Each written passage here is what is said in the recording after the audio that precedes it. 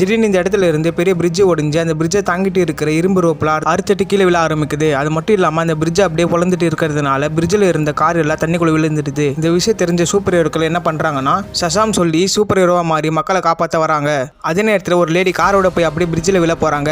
Break மேல காலை வச்சுட்டு எட்ஜில் நின்றுட்டு இருக்காங்க. அப்போன்னு பார்த்து பின்னால ஒரு பெரிய ட்ரக் வந்து கார் மேல மோதுது. அதனால அவங்க பிரிட்ஜ் மேல இருந்து தண்ணிக்குள்ள விழுந்துடுறாங்க. கீழே விழுந்து இறந்துருவாங்க. பார்த்தா கார் தண்ணி கிட்ட போய் கீழே விழாம அப்படியே நிக்குது. என்னடான்னு பார்த்தா நம்ம ஹீரோ தான் காரை பிடிச்சிருப்பாரு.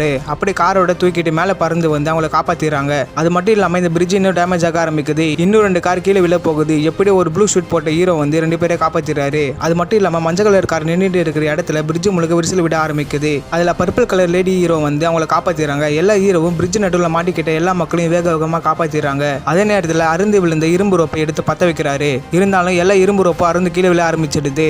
கடைசியில் எல்லா சூப்பர் ஹீரோவும் சேர்ந்து எந்த உயிர் சேதமும் இல்லாம மக்களை காப்பாத்திடுறாங்க.